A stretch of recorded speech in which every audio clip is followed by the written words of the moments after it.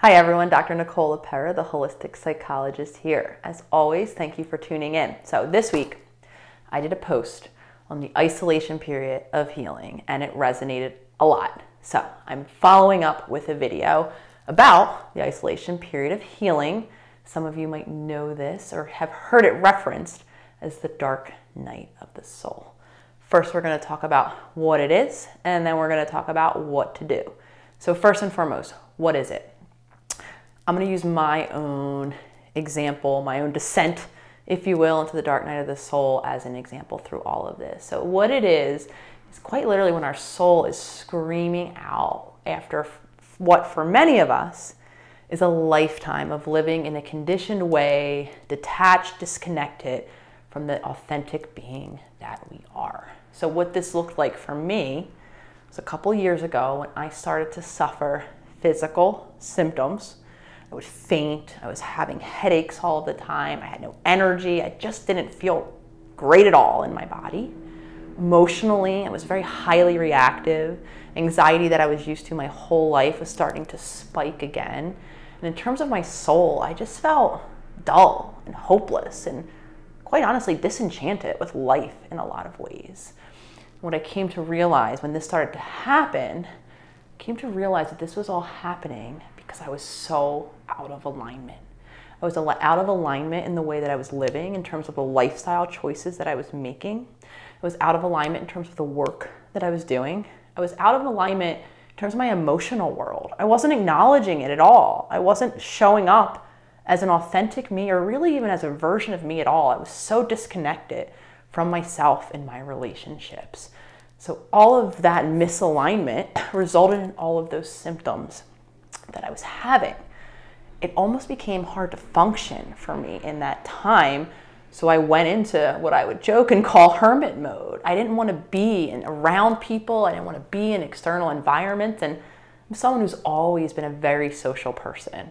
I have a lot of friends. I like to go out. I like to be in the world, experience the world. And what I was feeling at this point of darkness, that was the farthest thing that I wanted to do. And I'm here to tell you that this is a natural part of the healing journey. As I became more and more aware of those deeper parts of myself and how inauthentic I was living, I needed to step away from the way that I was living in the areas that I could step away to reconnect. And first, to discover the authentic self that I was not attuned to. So it's necessary for many of us. A lot of us, like myself, don't really have choice in some of the areas. We can't maybe step away if we have families or children or if we're the income earner in the household like I was. So what this looked like for me was still doing the things that I had to do to keep life evolving and then to honoring this period of isolation on my own time, after hours, on my weekends. So what do we do? What did I do? First and foremost, we have to accept that this is a natural part of healing. And I say that because a lot of us are really hard on ourselves, especially those productive go-getters out there listening. We think something's wrong if we stop. A lot of us live in cultures and societies where we're told not to stop, that it's lazy, keep going, push forward. So acceptance is integral. Saying, no, this is actually part of what I'm going through. And like I said earlier, there's value for a lot of us in going inward to be able to separate my voice from all of the other internalized voices that I was living with for so long. To get that clarity, I had to shut off all the voices outside of me to be able to reconnect with myself. So acceptance is such a key part of it. Don't fight that you're there. And like I said, for those of you listening who are like myself, if there are still those boxes that you have to check, you have to go make rent, you have to go show up for your children in some way at least, right? Accepting that in the times where I have choice, so for me on the weekends, outside of client hours, I accepted that I needed to hit a full pause, and I did that.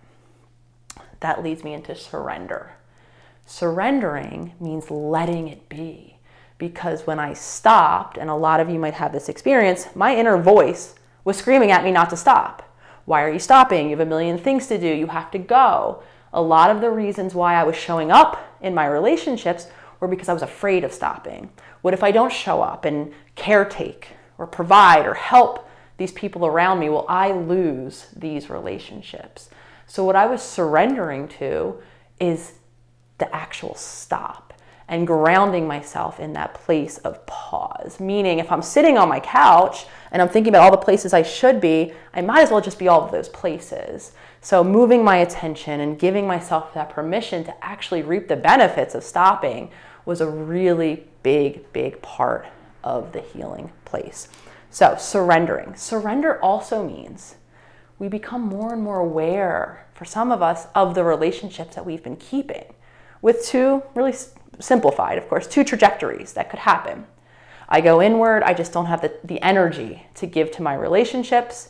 As I evolve in my healing journey, I get more energy and I want to socialize again. Back I come and I re-engage with my friendships or my relationships. Another possible trajectory that a lot of us will live is I heal, I evolve in healing. Maybe I'm ready to be about the world again, but I'm starting to have awarenesses that these relationships that some of us have held for a lifetime have to change. Either I have to show up differently in these relationships, or I have to stop showing up as frequently or at all. That's a hard part of the surrender.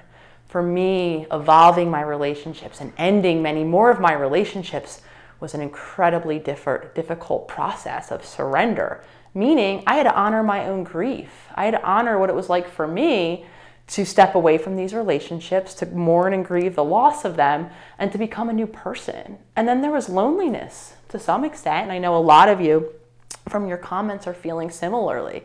I wanted to find my people.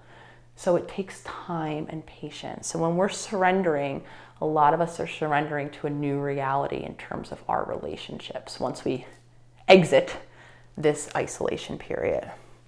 Then a really practical component of this is self-care, right? It's so important when we're healing in this way, when we're in this period of isolation, to make sure we're keeping up and feeding our body and resting our body and doing the things that help to nourish us.